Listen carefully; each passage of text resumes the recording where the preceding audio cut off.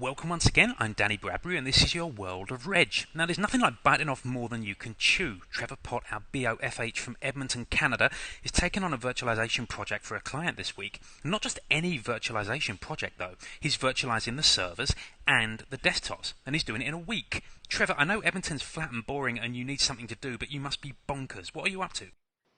The client is in the photography industry. What they actually do is the frontline photography, go out and take pictures of schools, graduations, sports, that sort of thing. And so deal in terabytes and terabytes and terabytes of data every month. We're ripping up the entire server estate for this client and rolling a whole bunch of their desktops into the virtualization project as well, so that they don't have to go out and buy 15 new desktops.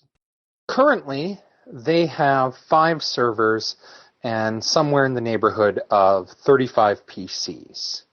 We are hoping to collapse that down to just 2 servers, the primary and the backup, as well as probably about 30 PCs, but only one of them being an actual replacement. We're avoiding a hardware refresh on the desktop side by virtualizing a lot of their workloads.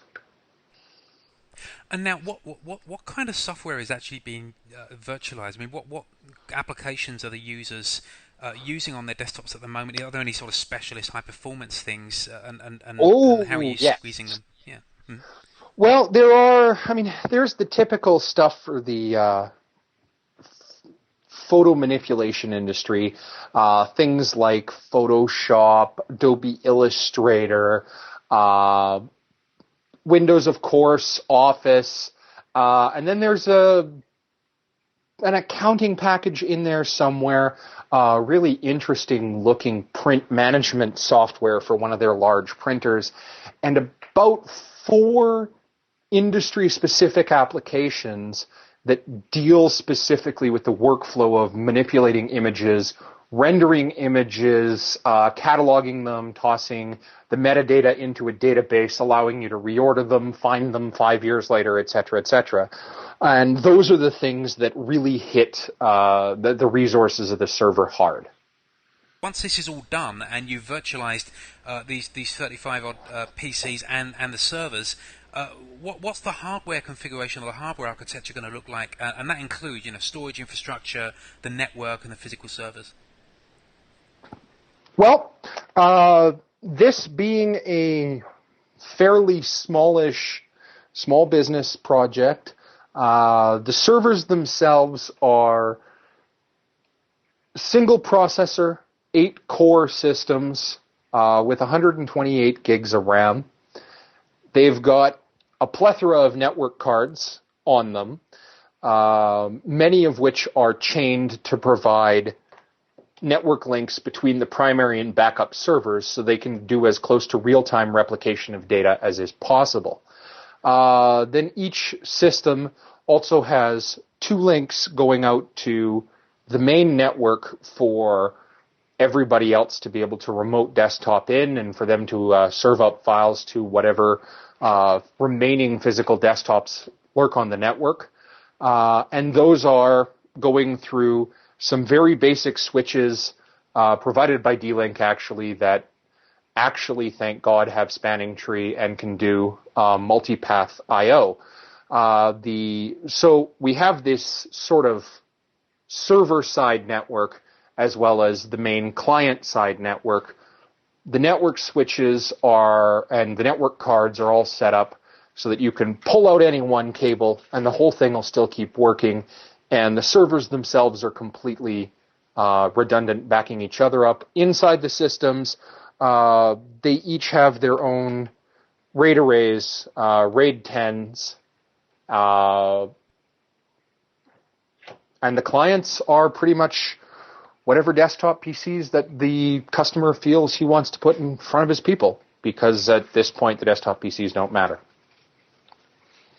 Great. And so could you describe the underlying software architecture of the virtualized system? So, what hypervisors are you using, and are you using any other tools like Citrix or FinApp or anything else? Well, we are relying on Hyper-V. I know that will make a whole lot of systems administrators cringe, but in my opinion, Hyper-V is about where VMware ESX3 was, maybe 3.5 was, which makes it more than good enough for most virtualization tasks. Now, because of the enormous amounts of data, at least for a small business, that a company that deals in imagery has to have, they need a primary server and a backup server to store their data. The reality of it is that they manipulate so many images in a given day that we can't write them to a backup media quick enough unless that backup media is an actual full-blown server. It will sit there and write its backups from the backup server to tape, to disk, that sort of thing. But it will generally take the entirety of the weekend to finish that as well. So in order to do this, we've relied on Microsoft's distributed file system replication. And in order to get distributed file system replication, you have to have Windows Server Enterprise. Now, if you have Windows Server Enterprise, then obviously that comes with Hyper-V itself. It also comes with the ability to virtualize 4 additional copies of the Windows Server operating system. So if each of the servers, the primary and the backup, have to have a copy of Enterprise anyways, why would we go out and spend essentially the same amount of money to buy another pack of hypervisor software to toss on there when Windows comes with it? So we've got big, powerful file servers that also happen to have enough processor and RAM to host all of the virtual machines that we would need, and you can actually do the live backups of the virtual machines as well as all of the data they handle from the primary server to the secondary server, so that if the primary server got hit by a meteor, the secondary server would be, at worst, 15 minutes worth of the day's data behind it, which isn't exactly real-time replication, but it's more than good enough for a small business. They can afford to lose 15 minutes worth of somebody's work. Tell me where you are at right now with this particular virtualization project. I understand you took some delivery of some parts on Friday. Yeah, unfortunately, one of the parts that didn't come through was the motherboard, so we get to scramble around a bit and try and figure out when that's going to get delivered. But yeah, we got boxes and boxes of software, a whole bunches of hard drives, a couple of RAID controllers, all of the little bits that we need to upgrade one system and completely replace the other system, so that what we're going to end up with is a primary virtual server and a backup virtual server.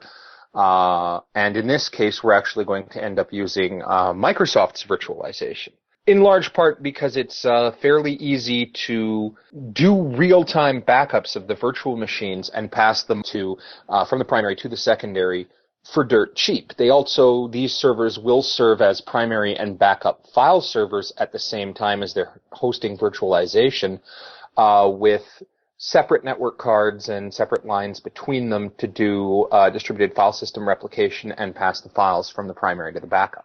We are essentially going to collapse 9 physical servers and 15 desktops down into one physical server, and then have a nearly identical backup machine sitting on the side. So, what's your next job? You've taken delivery of all this stuff, sans motherboard, which presumably is a bit of a problem. What happens next for you? What are you going to be doing today? And grabbing images of existing working desktops with the installed software, and grabbing images of the servers themselves, and trying to throw up a few test VMs on some test hardware that we have here and see if there's any bugs in how the software interacts. All of our initial simulations showed that there shouldn't be, but now we're down to, okay, where might the gotchas be on the software side of this? What type of virtualization is this, Trevor? Is this full VDI, or are you just virtualizing the applications?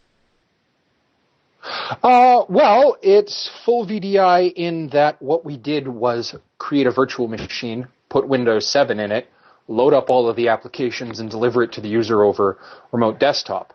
We aren't using any of the specific VDI applications that companies like VMware sell in order to present you with what they consider to be the proper desktop experience.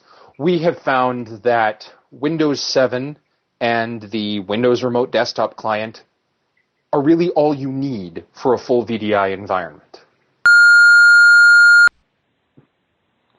Well, yesterday was the attempt to take a bunch of images of our systems. At the moment, they're all physical, and put them into our virtual environment so that we can test whether or not the software works.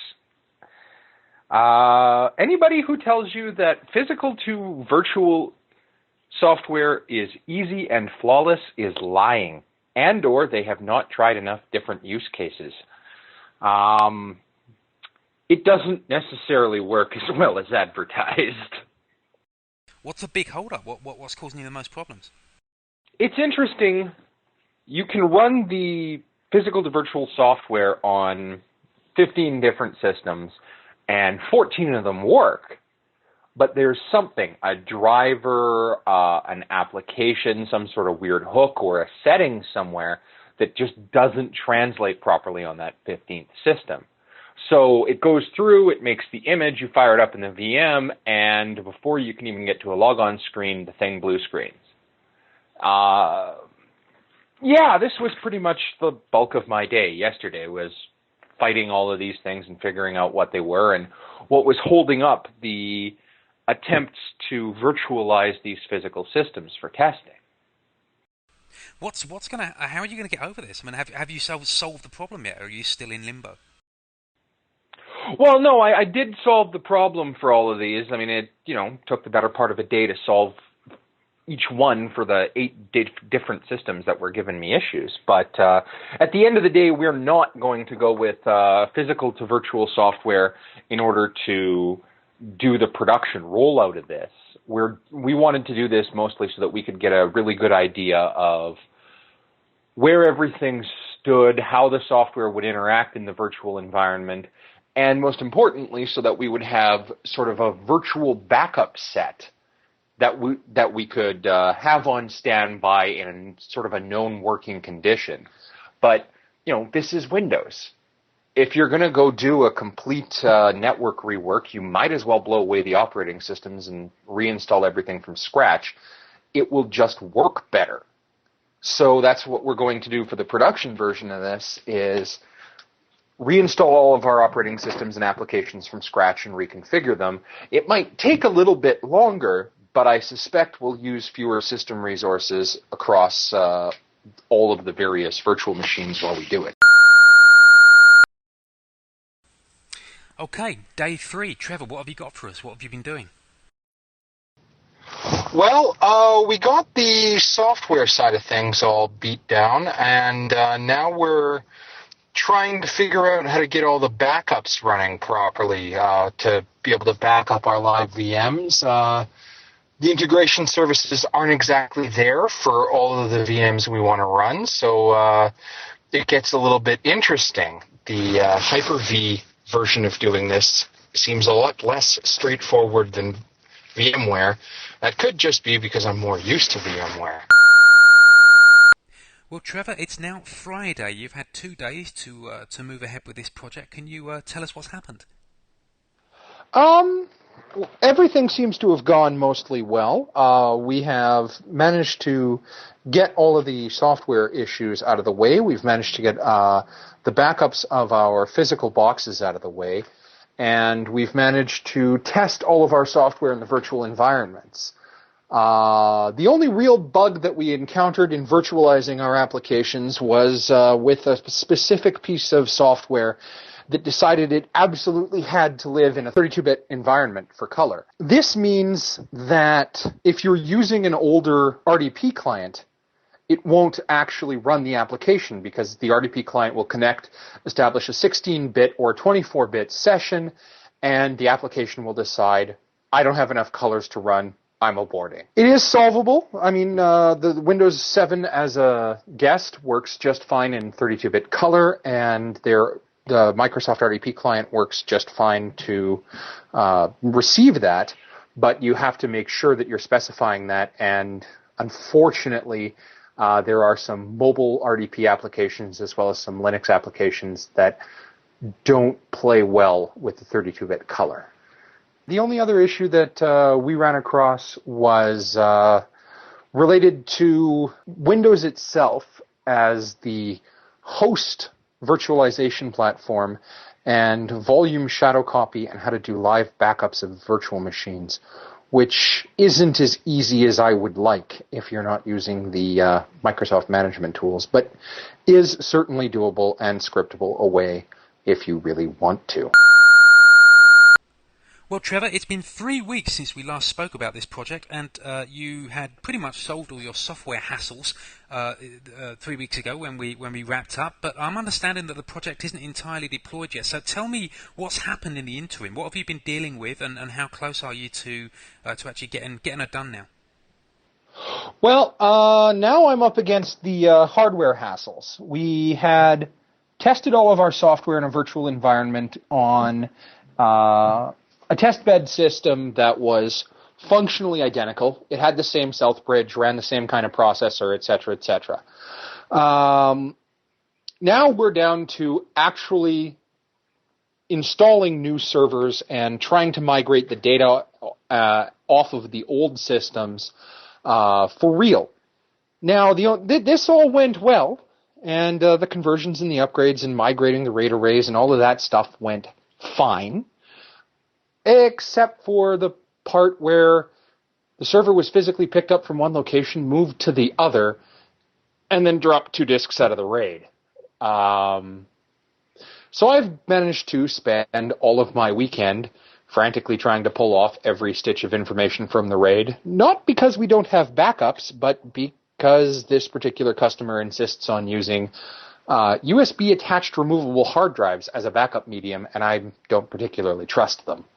So I have been begging, borrowing, and stealing every spare gigabyte on his network to squirrel away information off of this array, just in case, so that I can go through, reflash the card, because I suspect it is a firmware issue, and rebuild the array and put all the data back and get her going. It's an interesting problem. No matter how much you try to virtualize and no matter how much you try to take full advantage of the systems and software that you have, at the end of the day, you're still running on top of hardware. Hardware that is largely built by the lowest bidder. It's not very good unless you start paying the kind of money that a small enterprise can't afford anyways. So what's next for you now that you've been sort of struggling to solve these sort of storage and disk problems? I mean, how close are you to actually deploying and getting users onto virtual machines? We were supposed to have the first couple of users out onto virtual machines tomorrow. I expect, however, that as soon as we have these storage issues out of the way, we're going to have our very first users on there Thursday. None of what the first users are going to be doing is particularly difficult. We've got a couple of accounting users, light office work, the kind of desktop virtualization just about any sysadmin can do in their sleep. The really interesting stuff involving some very high-level processing and image rendering and that sort of thing isn't going to kick in for another 2 weeks because we have to get yet one more server built. Excellent. Okay, well, Trevor, you continue to work hard on this stuff. I hope it all goes well and comes off as planned, in spite of your various hardware travails.